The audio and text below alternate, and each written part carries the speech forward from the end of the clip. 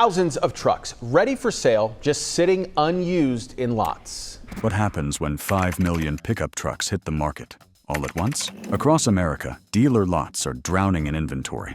Trucks sitting for months, prices dropping by tens of thousands. But here's the part no one's talking about. The crash isn't just hitting automakers. It's coming straight for your wallet, your job, and your community. Why did manufacturers keep building when no one was buying? How deep will prices fall before the reset in 2026? And what happens to everyone who bought at the peak? 5 million trucks, one market shock? Pickup truck prices are not just dipping, they are sliding toward a cliff. And the reason is simple: oversupply. Across America, the market is facing a flood of more than 5 million trucks, both new and lightly used, pouring into dealer lots and auctions. This is not seasonal variation, it is a structural glut, the result of years of overproduction colliding with a consumer base that has finally reached its financial breaking point.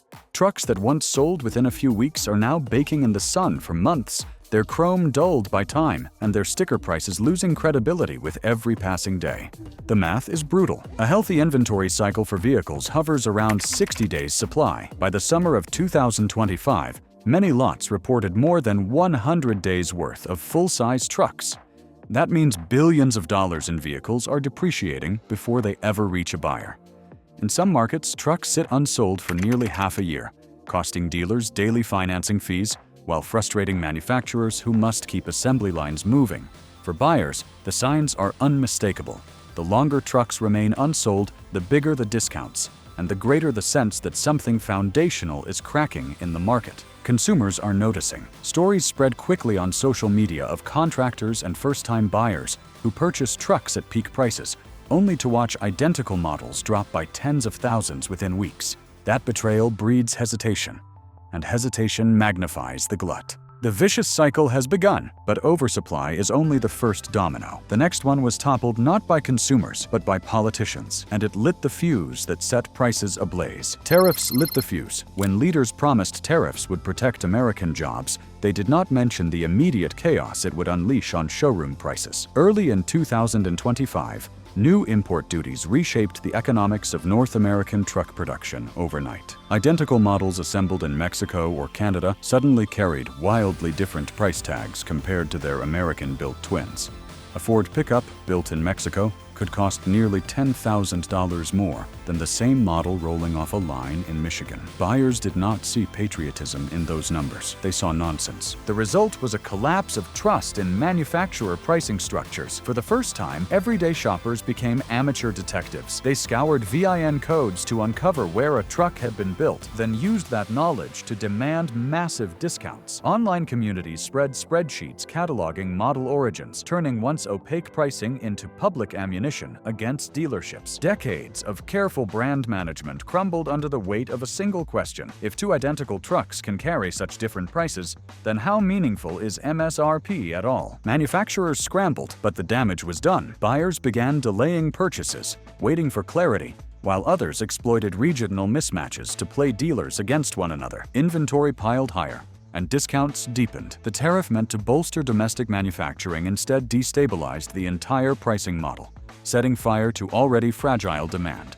And while tariffs fractured trust, the frontline consequences hit hardest at the very place where sales are supposed to happen, the dealerships themselves. If you're watching this far, you already see the cracks others are ignoring. Hit like so more people wake up to what's happening, and drop a comment with your thoughts, because your experience might save someone thousands.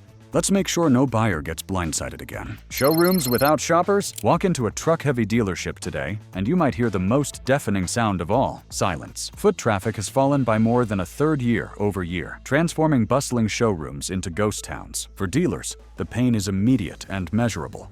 Each unsold truck costs them more than $20 a day in floor plan financing charges, fees they owe banks for every unit collecting dust on their lots. Multiply that by hundreds of trucks, and a dealership can bleed tens of thousands each week without moving a single unit. Desperation changes behavior. Sales teams once trained to hold firm on prices now chase customers into the parking lot, begging for offers. Loss leader models, bare-bones trucks advertised at impossibly low prices, draw buyers in, only to be upsold into far costlier trims.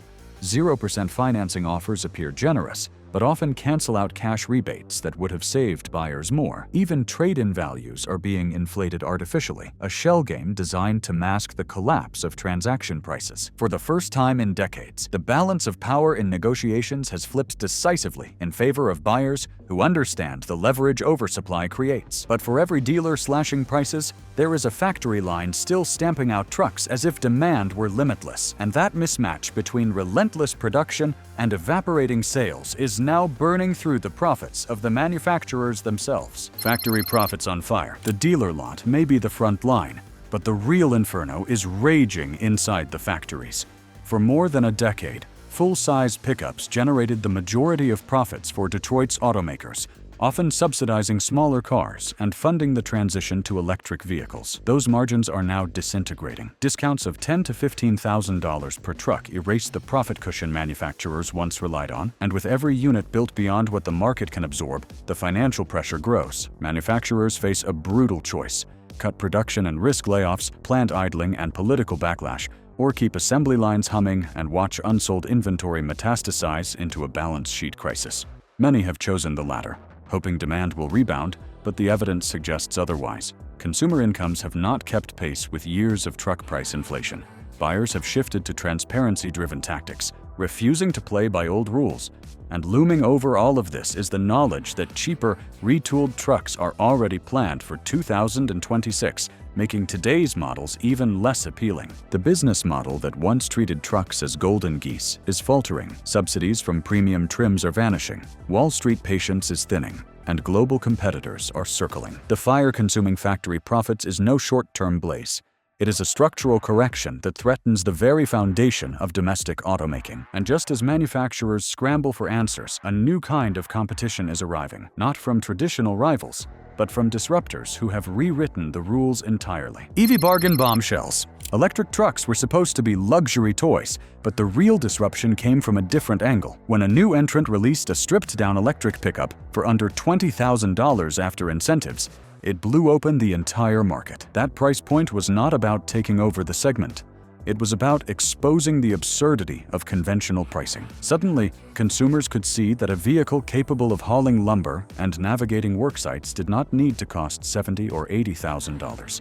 The bare-bones utility of the cheap electric pickup became a mirror that revealed how bloated the traditional models had become. Meanwhile, the highly publicized electric launches from Ford and Tesla only deepened the comparison. The Lightning plateaued with prices north of $60,000, while the Cybertruck stumbled with delays and a base sticker far higher than the promised $39,000.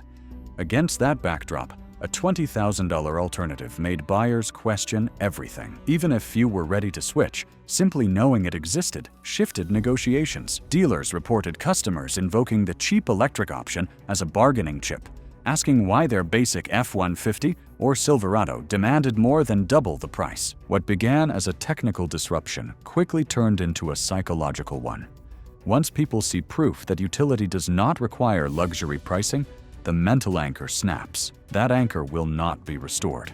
And it set the stage for the next backlash, one rooted not in technology, but in culture itself. Pig truck was yesterday. For decades, the pickup truck was not just a vehicle. It was a symbol of American grit. Farmers, welders, and contractors treated their trucks like extensions of their livelihood. But by the mid-20s, the very buyers who made trucks iconic were being pushed out. Prices had surged more than 60% since 2015, while wages barely moved. Entry-level models once available for under $30,000 now regularly started above $45,000, and at the top end, six-figure trims transformed working vehicles into rolling status symbols. The insult was not just the cost, it was the features. Trucks once built for hauling and towing now came loaded with heated tailgates, holographic displays, and massage seats. As one viral TikTok put it, "I do not need a spaceship, I need a truck." Millions agreed. On social media, buyers voiced betrayal, pointing out that these vehicles were no longer designed for them, but for executives chasing luxury margins.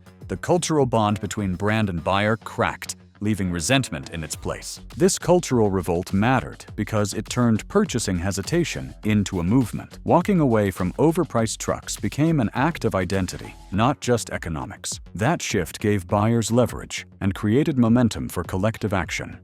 And collective action, as it turned out, would be the market's next weapon, the spreadsheet insurgency. What killed the dealership's mystique was not a politician or a corporate whistleblower. It was a spreadsheet. Online forums and social media groups began pooling information at a scale never seen before in the auto industry. Buyers shared VIN data to identify factory origins, cross-state listings to expose pricing games, and incentive breakdowns to track real discounts in real time. Within months, private communities became nationwide databases. This new transparency shattered decades of information asymmetry. Dealers who once thrived on secrecy now found their tactics broadcast and dissected publicly. A rebate offered in Texas was posted online within hours and used by a buyer in Ohio to demand the same deal. Loss leader scams were cataloged, stripped trims exposed, and financing traps explained step by step. Suddenly, buyers walked into showrooms armed with printouts proving exactly how far prices could fall. The spreadsheet insurgency did not just save people money,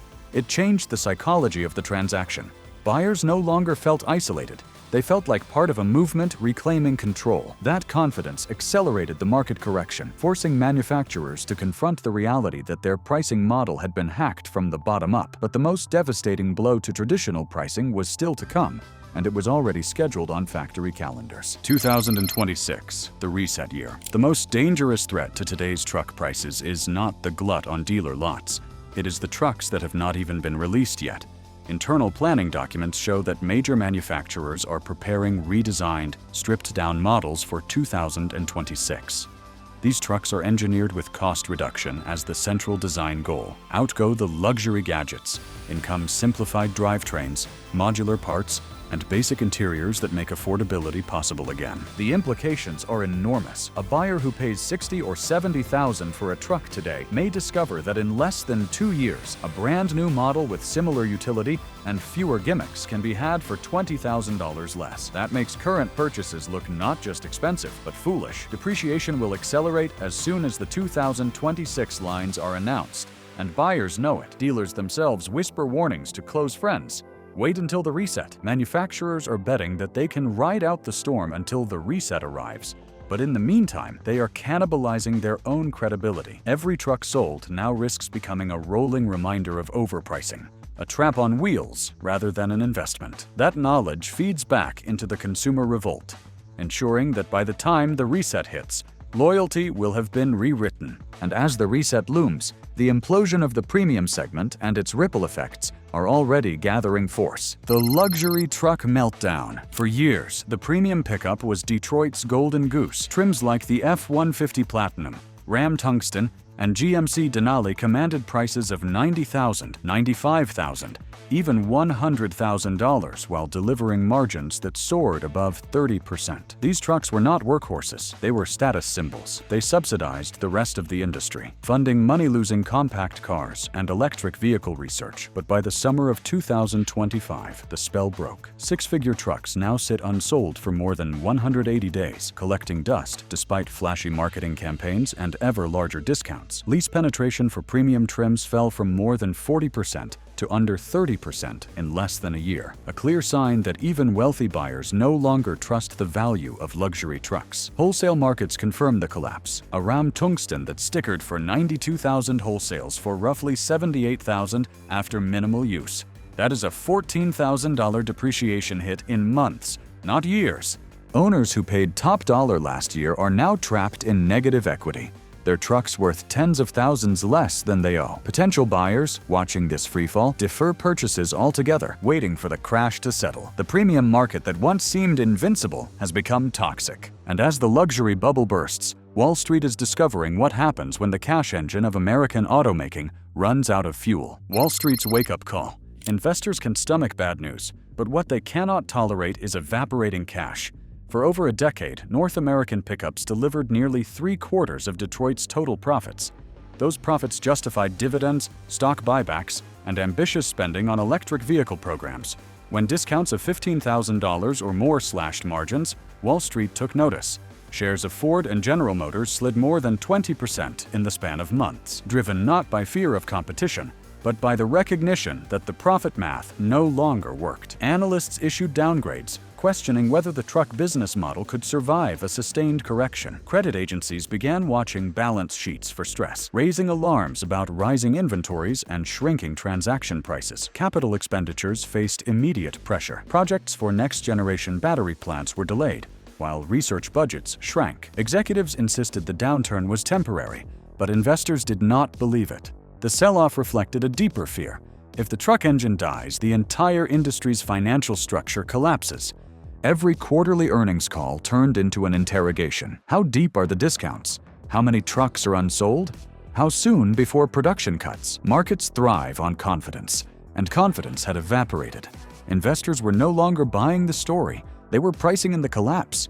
As Wall Street panicked, the problem spilled out of the financial press and into political rallies, where the language of tariffs became the language of ballots. Tariffs become ballots. When tariffs were announced on imported trucks and components, politicians promised jobs and prosperity. Instead, communities felt confusion and betrayal. Identical trucks carried different sticker prices depending on which factory produced them, destroying consumer trust and inflaming local resentment. Buyers who once waved American flags in dealership lots now studied VIN codes to avoid paying thousands more for the same vehicle. In towns where factories stood idle, voters saw tariffs not as protection, but as punishment. Election season rhetoric quickly absorbed the fallout. Candidates used truck prices as shorthand for failed economic promises. Governors who celebrated tariffs a year earlier faced angry constituents demanding answers as overtime dried up and dealer lots overflowed. Mayors of small towns tied to auto plants fielded questions about layoffs while watching local economies unravel. The backlash was bipartisan. For many families, the pickup truck was not a luxury, but a necessity, and tariffs made that necessity unaffordable. National media amplified the anger, showing empty showrooms and idled plants side by side with politicians defending their policies. Truck affordability became a wedge issue, shaping debates and campaign ads. Voters did not want explanations about global supply chains. They wanted affordable vehicles. As politics absorbed the fury, the consequences fell hardest on the shop floor, where workers who built the trucks faced a reckoning of their own. Labor draws a line. On the factory floor, optimism gave way to anxiety. Workers who once counted on endless overtime found shifts slashed overnight. In Fort Wayne, temporary contracts were cut with little notice. In Arlington, overtime vanished. In Flint, second shifts were temporarily suspended, a phrase that almost always precedes layoffs. Each cut rippled outward. Every auto manufacturing job supports more than 7 additional jobs in the surrounding economy, from suppliers to restaurants to construction. Communities built on truck production suddenly felt the ground shake. Unions saw the writing on the wall. They began pushing for guarantees, minimum hours, protections against automation, and clauses tying wages to production stability. Strike threats grew louder, not just for higher pay, but for security in the face of collapsing demand. Executives tried to reassure workers, but hollow promises could not replace paychecks. Families faced mortgage stress, small businesses saw sales shrink, and local tax revenues dropped. The tension was not just economic, it was cultural. For decades, building trucks meant stability, identity, and pride. Watching the lifeblood of their towns evaporate felt like betrayal. Workers and unions drew a line. If manufacturers wanted loyalty, they had to offer protection. And as labor hardened its stance, the stage was set for the broader ripple effects that would reach consumers, competitors, and even global markets in the years ahead. The 2-year math. Buying a truck has always been an emotional decision, but in 2025, it became a mathematical one. The numbers tell a brutal story. A buyer who spends $65,000 today could lose $20,000 in value within 18 months as the 2026 reset models hit the market. Waiting just 2 years often means saving between $15,000 and $25,000 on a comparable truck. Add in lower financing costs and reduced depreciation, and the case for patience becomes overwhelming. The calculation is simple. Incentives may look attractive now, but they cannot keep pace with the discounts that will follow when retooled trucks arrive at lower base prices. For families weighing mortgages, health insurance, and daily expenses, the 2-year math is no longer a luxury. It is survival. Every dollar counts, and the savings potential of waiting is too large to ignore. Buyers share spreadsheets showing cost comparisons, reinforcing the collective wisdom that delay equals power. Consumers who master this equation are not just making personal financial choices, they are rewriting demand curves and forcing automakers to acknowledge the limits of pricing power. The two-year math is the quiet revolution driving hesitation across America's truck lots. But saving money is not the only battlefield. For those who must buy now, the war shifts from math to negotiation. Negotiation warfare. The dealership once felt like a fortress, but in 2025, the walls came down. Buyers now arrive armed with pre-approvals, online price sheets, and screenshots from forums that expose every rebate and hidden incentive. The result is a new era of negotiation warfare, where leverage belongs to the customer. Tactics once reserved for insiders are now common knowledge. Shoppers time visits to the final day of the month, when salespeople scramble to hit quotas. They insist on rebates, rather than flashy 0% financing that often hides costs in inflated sticker prices. They decode VIN numbers to confirm factory origins and demand price parity across regions. Most important, they are willing to walk away, a strategy that dealers now dread because inventory is already piling up.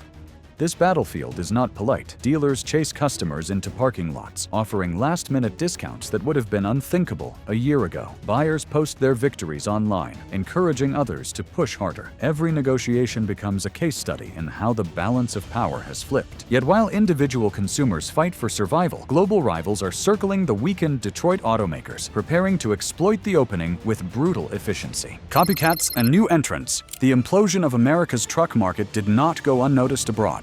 Toyota, already strong in reliability and resale value, accelerated plans for stripped-down trims aimed at budget-conscious buyers. Chinese manufacturers, backed by state incentives and aggressive export strategies, prepared to ship affordable pickups that undercut American prices by tens of thousands.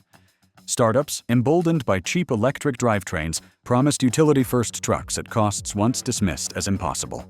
Detroit's stumble created the perfect opening. Competitors studied the chaos and copied the strategies consumers demanded: transparent pricing, simplified options, and genuine utility. Instead of holographic dashboards, they offered durable interiors and proven engines.